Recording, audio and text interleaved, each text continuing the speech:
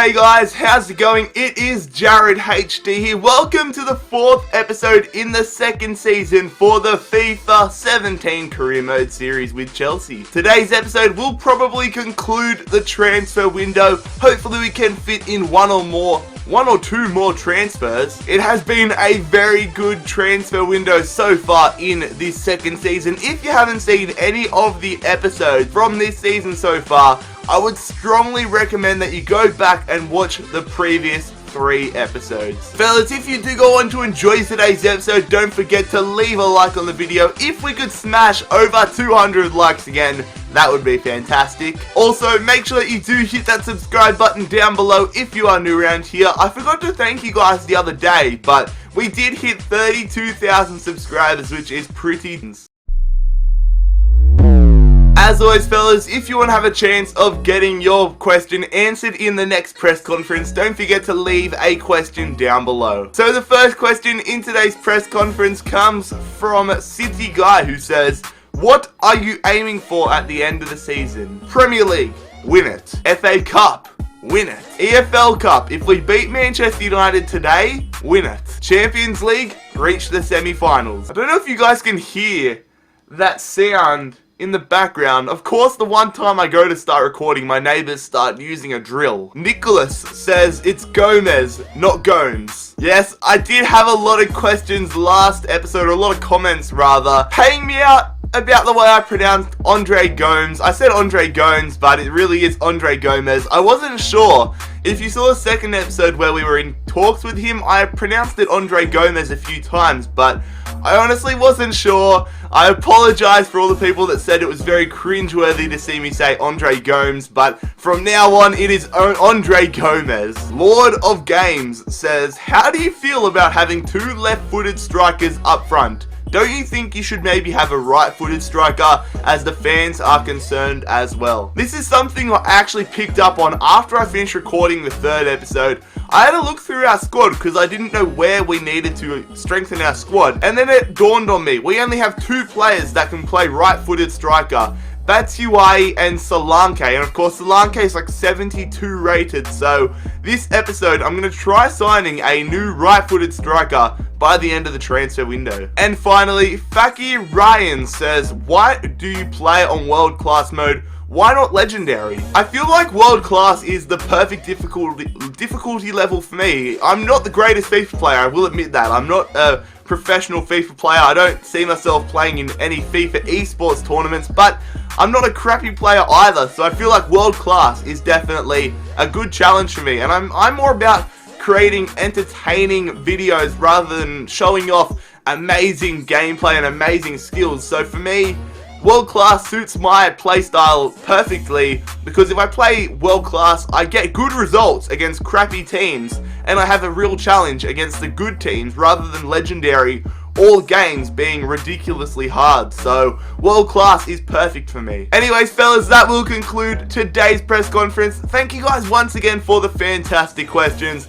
Let's get into the gameplay though. The first game is going to be against Manchester United in the EFL Cup. So here we are, fellas, the EFL Cup, our opening game of our EFL Cup campaign, and it looks like it might be a short campaign, taking on Manchester United, which is really an unlucky draw. You'd think in the first round of the EFL Cup that you'd get like a League 2, League 1 side, but no, we go and get Manchester United, who have probably been our biggest rivals so far in this career mode. So here is our starting 11 for today's EFL Cup game, and it's a little bit rotational, but it is still pretty strong. As I said, or as I have said in the past, EFL Cup, not my biggest of priorities. I'd rather field a stronger side for the Premier League and have a few younger players have a go in this EFL Cup. But having a look at the Manchester United starting 11, they don't have the same philosophy as we do. They are rocking a pretty strong side. Robert Lewandowski, Martial, Juan Mata, Mkhitaryan, Mvia, De Gea. It's going to be a real test here for some of our youngsters. Up against Azpilicueta, we're just jockeying. This is my first game since the patch as well, so I'm interested. Lewandowski almost gave them an early lead. He's just running. They're making some space. It's Jan and Villa. We're giving them too much space. Juan Mata scores that! What can you do about that, fellas? Literally, all I'm doing is just jockeying. They lay it off to Juan Mata and he finds the top right-hand corner. I thought in the patch they were going to fix that. Freaking hell, that is frustrating. Going to Solanke. He's going to go to Dybala. I see Nainggolan. Oh, he gets there. Poor challenge. Nainggolan. Great save to Gea. They get straight past freaking Van Ginkel. They're on the attacking Man United. We can't give them any more long shot opportunities. That doesn't help. Goes straight to Schneider and he misses. Going to Dybala. We need some support, lads. Solanke. Gets tackled, but it falls nicely. Solanke. Out wide to Willian. Crossing that one. Back post. Oh, tapped on. Get the rebound. Hazard puts it over. What the hell? They updated the game faces. I just noticed that. I was looking at my bench. Musonda's game face is different. Like his player profile picture is a lot different. I don't remember him looking that angry last episode. We're on all-out attack. Looking for one last opportunity. Nainggolan over the top. Get to that one, Willian. Smalling's going to clear it. And that is going to be full time, fellas. We are knocked out of the EFL Cup for the first game of our EFL Cup campaign. A very boring second half. We dominated Manchester United possession-wise in that second half, but they dominated us attacking-wise in the first half. I feel like it's a fair result. We didn't make any final options, and we're out of the EFL Cup. Alright, so Victor Moses has been sold to West Brom, £15 million, so we get 12.5 of that added to our transfer total. So I did say that earlier in the episode that I wanted to bring in a right-footed striker. I have gone ahead and shortlisted 6 options now. The players that I have shortlisted, they're sort of unique options. I'm not going for the high potential guys or the high rated guys. I just want someone that can be a rotational right-footed striker that can be a good option. So I'll show you now. So we have Charlie Austin from Southampton. They have just been relegated, so he could be a cheap option. We've got Ciro Immobile from Lazio. We've got Bas Dost, the Dutch striker, playing for Sporting. We've got Matteo Destro from Bologna, Diego Roland from Bordeaux, and Leo Baptisto from Espanyol. So I am currently scouting all of these guys, but I don't think the scouting report is going to be back before the end of the transfer window. So what I'm going to do is I'm going to go ahead and inquire for all 6 of these strikers. Okay, so 3 of the clubs get back to us. Espanyol won 34 million for Baptisto, 31.5 million for Immobile, and 16.5 million for Charlie Austin. So Austin is definitely the cheapest option, but we'll wait and see what the rest of the clubs say. And while we wait for those clubs to get back to us, we will have our first training session of today's episode. So players being trained: Bertrand Traore, Musonda, Boga, Christensen, and Barber. So a lot of our youth players that have been out on loan. I really do like a lot of the youth players that we have here at Chelsea, so let's see how they go. Pretty decent session, but nobody goes up in any stats.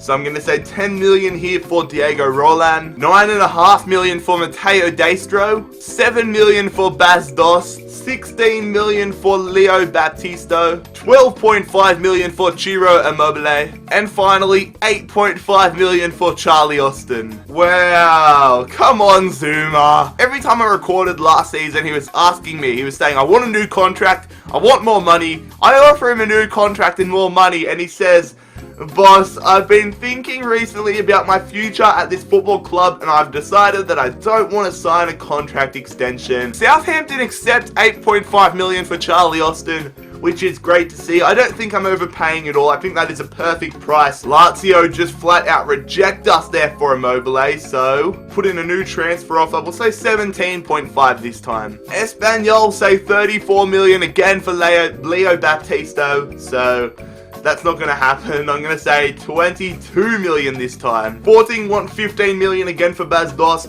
I'm going to bump it up to 9 million. Bologna want 19.5 again for Matteo Destro, so I'm going to say 13.5. And Bordeaux flat out reject us. Last time I offered 10 million. I'll bump it up and I'll say 15 million this time for Diego Roland.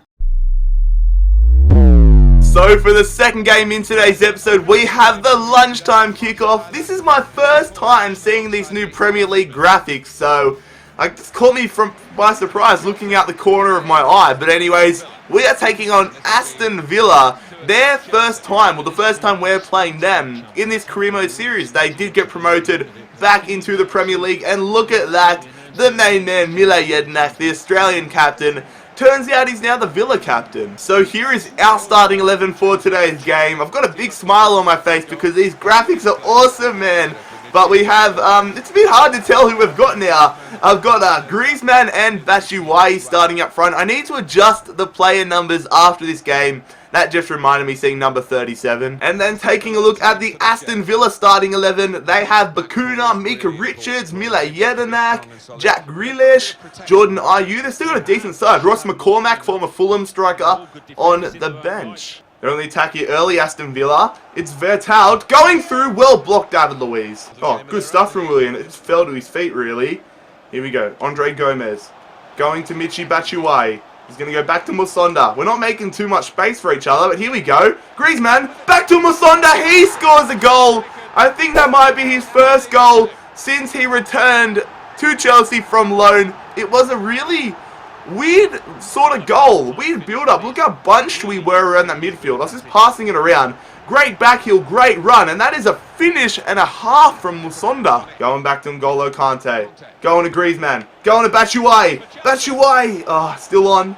Kante. Long shot. No, that was stupid. Baba going to Gomez. He's going to pass that one nicely to Michy. Back to Gomez. Gomez goes to Musonda. It's Baba. Good save from Amani. Musonda goes over to Batshuayi, who brings it down. Back in there to Musonda. Straight through. Griezmann. He's going to hit it. Oh, almost snuck it in. I probably should have taken it a bit closer. Easy tackle for Willian. Not quite sure what the Villa defense was doing there. Gomez. Going to Batshuayi. He's going to go to freaking Musonda off the freaking crossbar. Still on though. Gomez. Going to Willian. Going to Michy. Michy cutting. Oh, great tackle. Oh, lovely from Baba. Musonda goes to Griezmann. We're just looking for an attacking option. We need to get a second goal. Musonda through. Surely. Batshuayi saves. Clears it. Oh, far out. They're on the attack here. Carles Gill whips that one in there. They're going to get the header. Don't tell me. Are you kidding me? Jack Grealish scores Aston Villa's first attacking opportunity of the game. And they bloody score. That is an absolute joke. We have been all over them. So many opportunities, and they make the most of their first opportunity in the 89th minute. Well done from Alonso. Can we get one more opportunity? We're on the counter, but that is full time, and I am not happy. I am kind of salty about that one. We dominated Aston Villa, and then one cross comes in. Granted, we were terrible defensive for that one play, and we drop points at home to Aston Villa. Come on, son. Well, that was quick. Charlie Austin accepts our contract offer. I'm not going to accept it yet, though. I'm going to wait and see what the rest of these clubs and players say. So, Lazio, 31.5 million for Immobile. Probably the most I'm willing to pay is probably around the 21.5 range. So let's see what Lazio say. Espanyol, 32.5. So they've come down slightly. I'll meet them somewhat halfway. I'll say like 27 million. 15 again for Bas Dost. See, I don't think I'm going to accept Bas Dost if I've already got Charlie Austin, who costs less, accepted. So I'll put in one more offer. Although look at his salary, only 15,000 compared to 90,000 of Charlie Austin. So that makes me willing to put in a little bit more money. So my last offer will be 11 million. Bologna flat out reject us, even though we offered more money than the last time. So they want an extra 6 million. I'll say 16 million, and that's probably going to be my last attempt for Destro. And Bordeaux still want 25 million for Diego Roland, so I'll say like 19 million, but I'm not too keen on Diego Roland, to be honest. Get in there. Okay, so a lot of accepted transfer offers from what I can see. 21.5 million accepted for Immobile, which is good because that is as high as I was willing to pay. So we'll say 80,000, 3 years. I'll say squad, but I'm willing to increase that. Espanyol, once again, say 32.5 million. Nah, I'm not going to go in for Leo Baptista anymore. I'm content with one of the guys that we've already got. 11 million accepted for Bas Dost, so we will go in for him. Only 25,000 he wants, which is very, very easy for me. Squad rotation player. And Bologna accepts 16 million for Destro, which is very nice to see. He wants 90,000, which is about the same as Charlie Austin. And we will say squad rotation for him. And Bordeaux, unacceptable. I'm going to stop talking with them. I'm happy with the guys we've got on deck right now. All 4 players have accepted their contracts. So, Ciro Immobile, however you pronounce it, Ciro Immobile, Charlie Austin, Matteo Destro, or Bas Dost. So I've been doing a bit of research on some sites like FIFA, Foothead, seeing what's being said about how they play in-game. Bas Dost is apparently very, very bad in-game. He's unusable on this FIFA. So I'm going to reject Bas Dost. He's probably the lowest rated out of all of them as well. Now, Immobile, Aston, or Destro? That is the question. I am leaning towards Immobile, but the thing is, I kind of want a striker that is a bit bigger than the other ones. We've got Dybala and Griezmann, but Immobile, I do believe, is pretty small. Oh, actually, I take that back. I'm looking on his FIFA page right now. He's 6 foot. Charlie Austin is 6'2", and Destro's 5'10". So I take that back about him being short. Now, Immobile costs the most money, but he would be the best player. I could accept Immobile and Aston, but I don't need 2 strikers. Alright, so I couldn't decide personally on who I thought we should sign, so I did take to my Twitter account, shameless plug here, go follow me at JarradHD. I will post a lot of polls like this if I am midway through recording, and I do respond to the majority of tweets that I do get, but the main thing is, I put up a tweet, I asked who we should go for, I put up a poll. No love at all for Matteo Destro, not a single vote, so we will reject Destro. And I can tell you, it was very close between Ciro Immobile and Charlie Austin. But the player that we are signing to Chelsea is Ciro Immobile. Welcome to Chelsea, Immobile.